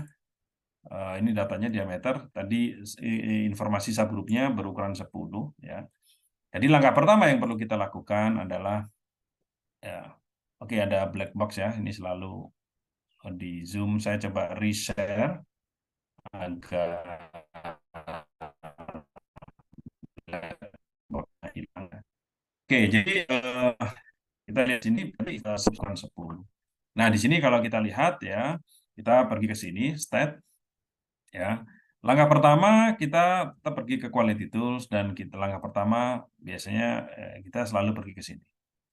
Kecuali kalau kita sudah tahu datanya tidak berdistribusi normal menggunakan six-pack, ya kita langsung ke sini, nggak apa-apa. Jadi kita berprasangka baik dulu. Kalau kita coba lihat apakah datanya normal apa tidak. Kita berprasangka baik datanya normal. Ya, oke. Jadi ini langkahnya sama dengan yang tadi. Datanya kita masukkan ke sini, subgroup size-nya. Kalau tidak ada kolom yang mengidentifikasikan adanya subgroup, kita masukkan ukuran subgroupnya. Lower spec nggak ada, yang ada adalah upper spec. Kita tulis 1,565. Jadi nggak apa-apa. Hanya ada satu spesifikasi ini nggak apa-apa. Nah, untuk melihat in control apa tidak, kita checklist beberapa yang penting berdasarkan aturan Nelson, ya, minimal 4 yang pertama.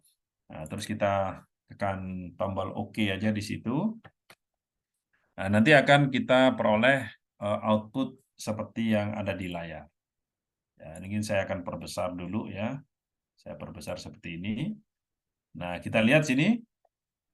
Nah, yang dari dua yang pertama ini in control, nggak ada yang merah-merah. Kalau ada yang out of control, ini ada yang merah dari dua grafik yang pertama ini.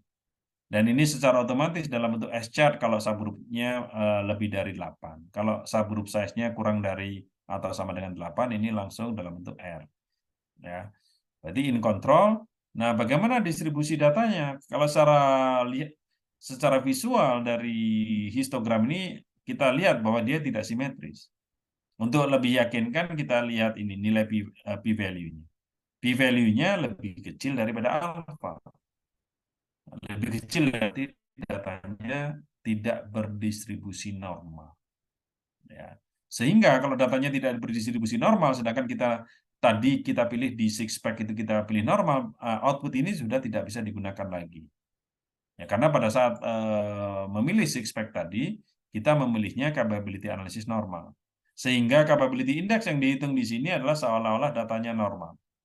Padahal kita lihat di sini datanya tidak normal, sehingga ini tidak bisa digunakan secara otomatis. Nah, ini yang masih tetap perlu kita sebagai yang di belakang driving seat, karena software juga nggak paham di sini bahwa ini kalau ini distribusi normal, ini seharusnya tidak ditampilkan, atau kalau ditampilkan harus berdasarkan distribusi yang sesuai. Jadi ini tidak bisa digunakan lagi. Nah, apa yang kita perlu lakukan kalau datanya tidak mempunyai distribusi atau tidak berdistribusi normal? Nah, sebagaimana yang kita sudah diskusikan sebelumnya, nah, ini ada beberapa cara, ada beberapa jalan. Ya, datanya nggak normal nih. Nah, ini ada transformasi yang merah ini, ada atau mencari distribusi atau sebaran yang sesuai. Dua-duanya ini secara otomatis ada di Minitab. Ya, jadi kedua yang saya cetak merah ini, keduanya ada di Minitab yang bisa diperoleh dengan cara kita pergi ke stat. Nah, di sini kita tetap pergi ke quality tools. Nah, kita pilih yang ini, individual distribution identification. Nah, dari sini ini sebenarnya sudah termasuk transformasi Johnson dan Box-Cox. Jadi langsung defaultnya seperti ini, tinggal kita masukkan datanya di mana, ya, subgroup size-nya berapa, misalkan 10, ya. Terus termasuk Box-Cox Johnson sudah otomatis tampil di situ. Nah, kita tinggal tekan OK aja. Nanti Minitab akan memberitahu apakah ada transformasi yang sesuai, apakah ada distribusi yang sesuai, nanti outputnya ada di sini semua. Nah, misalkan ini yang pertama, dengan distribusi normal nggak sesuai, karena titik-titik ini tidak mengikuti pola garis lurus ini. Jadi kalau tidak mengikuti pola garis lurus yang merah ini, berarti tidak sesuai dengan distribusi ini. Ya. Nah, kalau ingin memastikan, dilihat nilai P-nya. Nilai P-nya pasti kurang dari 0,1. Ini juga begitu, tidak sesuai. Ini setelah transformasi Box-Cox, tidak sesuai. Nilai P-nya lihat, pasti lebih kecil daripada itu. Ini jelas tidak sesuai, ini jelas tidak sesuai. Kita lanjutkan ke alternatif berikutnya. Ini jelas tidak sesuai, ya. Ini jelas tidak sesuai, ini jelas tidak sesuai. Ya, tapi ini sepertinya sesuai. Distribusi apa? Weibull. Weibull di sini ada. Nah, ini kita paling tidak mempunyai alternatif satu. Di sini ada juga 3 parameter Weibull, kita juga ada alternatif. Mungkin aja kita mempunyai alternatif-alternatif yang lain, tidak ada masalah. Ini misalkan, ini sesuai nih. Yang ini sesuai nih. Smallest extreme value. Kita lihat smallest extreme value. Nah, ini juga sesuai. Ya, di sini apakah ada yang sesuai lagi? Ya, bisa jadi yang sesuai itu lebih dari satu, karena satu data bisa sesuai dengan beberapa distribusi. Nah, ini juga jelas sesuai nih. Ya. Yang itu juga jelas sesuai. Nah, ini adalah setelah transformasi Jordan. Kita bisa pilih aja salah satu. Mana yang dipakai, yang sesuai itu, yang mana aja terserah. Ada yang memilih berdasarkan nilai P value yang terbesar, itu silahkan aja. Asalkan semuanya memenuhi. Ya, jadi saya contohkan kalau seandainya yang saya pilih adalah solusi yang ini, ya, kita bisa milih secara random terserah, ya, atau berdasarkan referensi tertentu silahkan. Kalau seandainya ini yang saya pilih, ini kan sesuai nih, smallest extreme value, nilai P-nya ini, maka langkah berikutnya untuk melakukan analisis capability adalah sebagaimana yang ada di sini. Misalkan distribusi yang sesuai ini adalah distribusi smallest extreme value. Itu distribusi yang sesuai, maka kita lakukan analisis capability berdasarkan distribusi tersebut. Nah, langkahnya bagaimana? Ya, tinggal langkah berikutnya tinggal pergi ke sini, stat, ya, quality tools. Nah, nanti kita pergi ke capability analysis. Nah, distribusi smallest extreme itu tidak normal, berarti kita pilih yang ini, non normal. Ya, kita pilih yang non normal. Nah, terus di sini datanya dimasukkan, bahkan tidak ditanyakan lagi tentang subgroup. Nah, di sini kita pilih yang sesuai tadi yang mana? Smallest extreme value kalau pilihan kita, ya ini yang kita pilih. Smallest extreme value. Nah, ini yang ada upper spec 1,565. Ya. Selebihnya ya opsional sebagaimana yang tadi. Tinggal klik OK aja. Nah, nanti kita akan mendapatkan proses capability report for diameter calculation based on smallest extreme value distribution. Jadi perhitungannya semua mengikuti distribusi yang sesuai. Nah, kita dapatkan di sini nilai PPK-nya 0,81. Ya. Prosesnya in control, tidak normal, dia mengikuti distribusi Weibull, dan nilai PPK-nya kita dapatkan 0,81. Hanya satu nilai yang muncul di sini. Ya udah kita gunakan itu. Ya, berarti prosesnya tidak capable. Masalahnya ada di mana? Masalahnya ada di sini. Atau masalahnya ada di sini, mungkin secara teoritis ada di sini. Ada beberapa produk yang lebih dari upper spec, ini masalahnya. Ya, berarti diameter dari pin itu banyak produk yang diameternya masih melebihi batas spesifikasi atas. Yang itu yang perlu diselesaikan untuk mendapatkan proses yang lebih capable. Ya, seperti itu. Ini untuk menghadapi distribusi yang tidak normal itu. Saya mencoba menjawab beberapa pertanyaan lagi yang belum terjawab.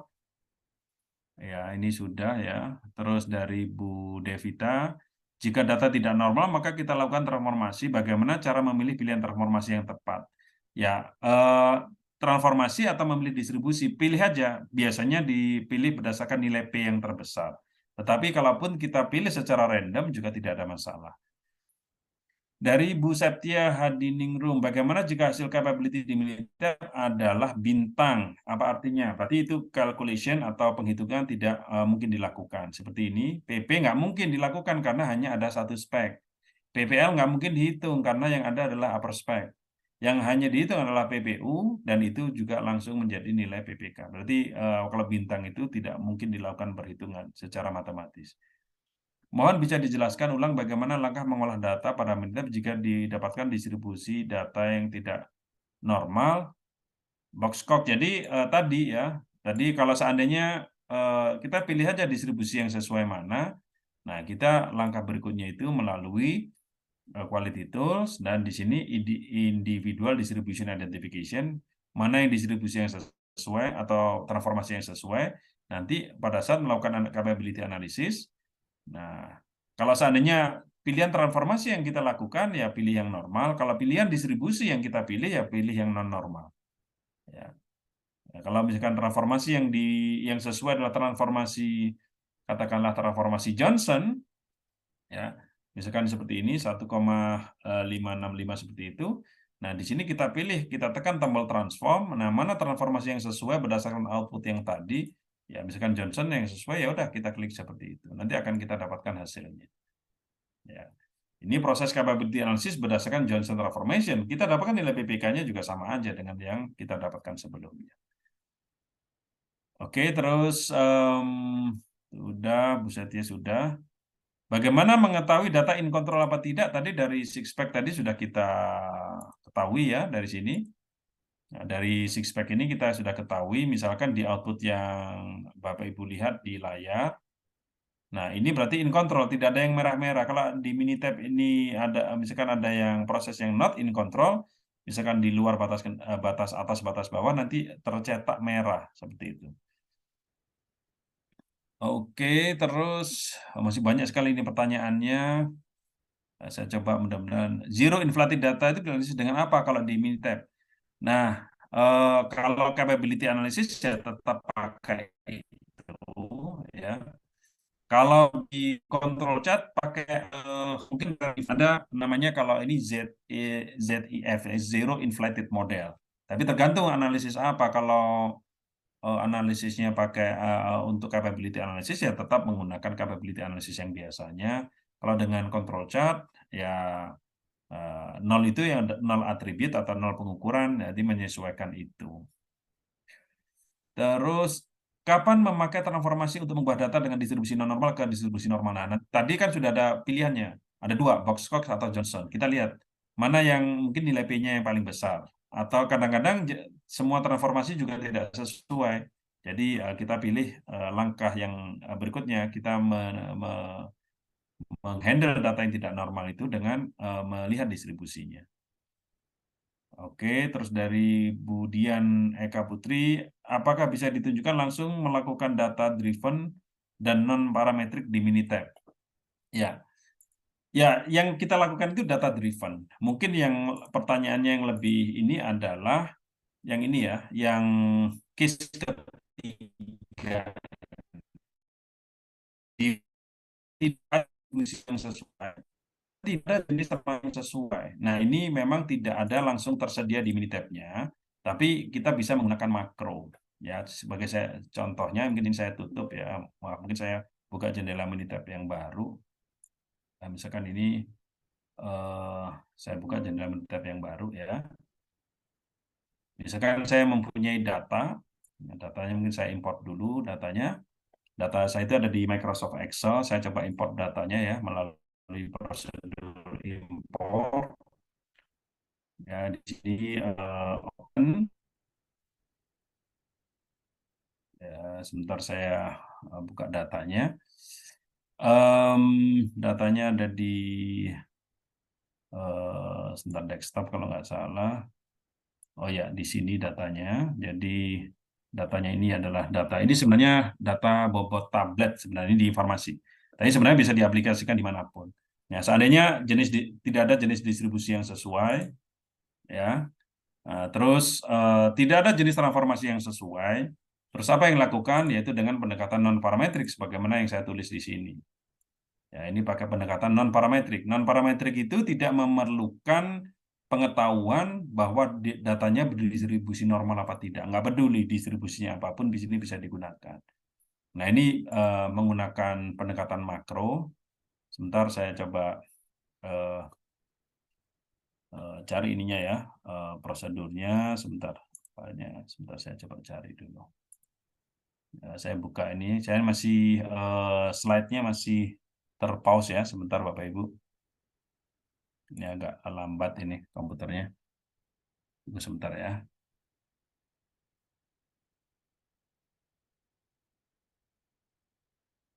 Oke, sebentar saya coba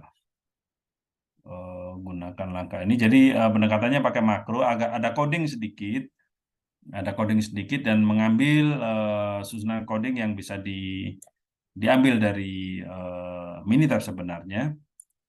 Nah, jadi yang penting di produk ini kita tahu ya, kita tahu upper spec-nya berapa, lower spec-nya berapa. Sebentar saya coba tampilkan lagi di sini. Ya, misalkan di sini ya, ini misalkan lower spec-nya 620, upper spec-nya 680 misalkan, tinggal di sini saya tampilkan dulu pakai command line. Jadi tidak ada menu langsung di sini di Minitab. Di pendekatan non parametrik ini tidak ada menu langsung, melainkan kita harus pakai coding sedikit. Ya, di sini tinggal cuman beberapa baris, tapi ini ada makro ECA apa namanya. Ya, misalkan lower spec-nya 620, upper spec-nya 680, tapi syaratnya itu datanya itu minimal ada 100. Kalau datanya kurang dari 100, ini tidak bisa dieksekusi atau tidak bisa dianalisis ya. Misalkan seperti ini, tinggal saya klik run gitu ya. Ini persen e-capa dan seterusnya. Saya klik run begitu. Dengan tentunya ada makro itu nanti akan muncul di sini. Jadi non-parametric capability yang dinotasikan dengan, maaf, ini saya deactivate dulu yang ini. Nah, kalau kita lihat di sini, langsung yang namanya itu bukan CPK, tapi CNPK, non-parametric capability. Ini CNP-nya 2,3, CNPL, CNPU, CNPK-nya 1,6, dan sebagainya. Ini adalah capability index dengan pendekatan persentil atau non-parametrik. Ya. Jadi seandainya datanya tidak normal dan tidak ada distribusi yang sesuai dan sebagainya, masih ada solusinya. Ya, seperti itu. Mungkin itu Bapak Ibu yang bisa saya sampaikan. Ini tanda miring pada hasil CP atau CPK atau PPM itu artinya apa? Tanda miring di hasil CP. Sebentar. CP-nya sebentar ya. Tanda miring itu yang di miring itu yang mana ya? Ini tanda kurang dari, lebih dari mungkin ya. Tanda kurang dari atau lebih dari ya. Berapa persen yang lebih dari upper spec dan sebagainya. Nah, kalau CPK berhubungan dengan RSD, misalnya mau CPK-nya bagus, RSD betul. RSD itu pada intinya adalah mengukur keragaman atau varietas dari proses. Ya, mengukur variasi dari proses. Jadi kalau RSD-nya kecil, sebagai otomatis secara matematis CP atau CPK-nya menjadi besar, itu betul. Ya. Apabila sudah dapat ada beberapa yang di luar USL dan LSL, bagaimana cara menganalisa secara statistik untuk spesifikasi yang disarankan? Nah, kalau di Minitab itu kita bisa, jadi kita bisa menentukan spesifikasi berdasarkan control limit. Kita bisa menentukan specification limit berdasarkan control limit. Tetapi control limit yang digunakan harus control limit yang tidak memperhitungkan titik-titik yang out of control. Seperti itu. Atau bahkan tentunya out of spec. Nah, dari batas kontrol limit atas, batas kontrol limit bawah, biasanya ditambah 2 atau 3 sigma di atasnya, atau 2 atau 3 sigma di bawahnya, baru itu kita bisa gunakan sebagai spec limit. Pada kasus CPK kurang dari 1 akan tetapi distribusi datanya normal, seharusnya Minitab muncul pop-up yang memberitahukan user bahwa terjadi reject di area sebelah kanan. Ya, itu mungkin kalau seperti itu akan lebih bagus ya. Nah, itu akan lebih bagus jika ada notifikasi itu. Ya betul ya. Tapi sementara ini kita analisis sendiri. Bagaimana menguji hipotesa untuk data yang tidak normal, hasil Anderson-Darling? Nah itu, kalau nilai P-nya lebih besar daripada 0,05 atau 0,1, berarti datanya normal. Kalau nilai P dari Anderson-Darling test kurang dari 0,05 atau 0,1, berarti datanya tidak normal. Seperti itu. Mungkin moderator akan menjawab.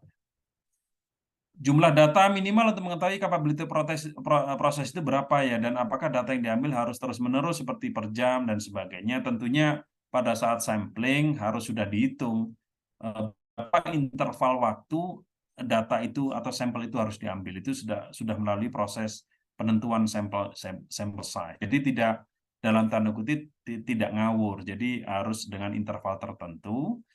Nah, disarankan ya datanya minimal 30 disarankan. Kecuali karena satu dan lain hal tidak mungkin mendapatkan data yang 30, masih bisa dilakukan analisis capability meskipun kalau datanya minimal 30 itu bisa lebih akurat. Ini untuk Pak Dadan ya. Jika ada data yang tidak normal kemudian diidentifikasi distribusinya di Minitab dan tidak ada hasil menunjukkan, tadi sudah saya menunjukkan melalui pendekatan non-parametrik ya. Ada banyak sekali pertanyaan, mohon maaf waktunya cukup mepet ya, tapi saya yakin banyak pertanyaan tadi yang sudah bisa terwakili dengan jawaban saya. Tetap kurang dari bagaimana ya, ini dengan melakukan pendekatan non-parametrik seperti yang saya sampaikan tadi, seperti yang saya demokan tadi. Dari Pak Ganjar, mungkin nggak bisa voice out ya, tapi mungkin bisa ditulis aja pertanyaannya. Oke, ya silakan. Jadi yang mana aja ya? Oke, mungkin ada beberapa pertanyaan yang sudah dijawab atau mirip-mirip, mungkin bisa merujuk ke sana ya. Itu ada pertanyaan dari Pak Ganjar. Ada pertanyaannya tadi yang mana nih? Oke, mudah-mudahan sudah terjawab semua pertanyaan ya. Saya kembalikan waktu ke moderator, Bu Farah, silakan.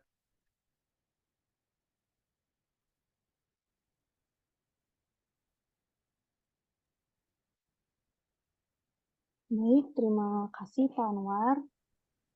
Oke. Baik Bapak Ibu, sebelum webinar hampir selesai, ada beberapa informasi yang akan saya sampaikan. Saya share screen dulu.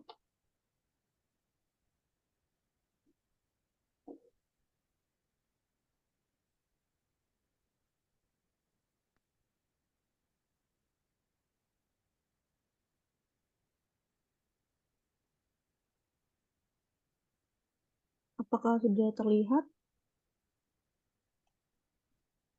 Oke, baik. Yang pertama, mohon semua peserta dianjurkan untuk memfollow akun sosial media kami, akun Mastek Minitab, untuk mendapatkan update seputar case studies, blog, webinar, events, dan training. Bagi 5 peserta tercepat yang memfollow kedua akun akan mendapatkan special gift dari Mastek. Saya berikan waktu 10 detik untuk bisa scan QR yang tersedia di layar.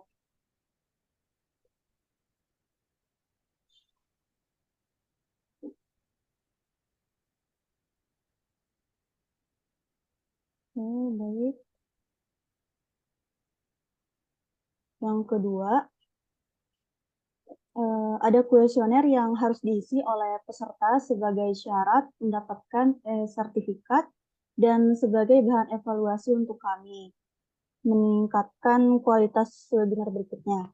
Silakan di-scan QR di layar atau bisa juga klik di link yang sudah saya berikan di chat box.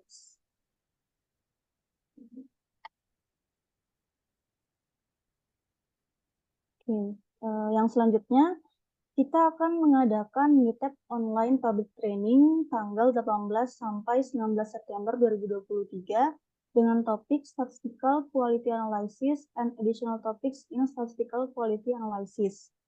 Bila peserta berminat untuk mengikuti public training berbayar ini, silakan scan QR yang ada di layar. Jika Bapak Ibu mendaftar online public training 18-19 September ini sebelum tanggal 31 Agustus, akan mendapatkan voucher GoPay senilai Rp100.000.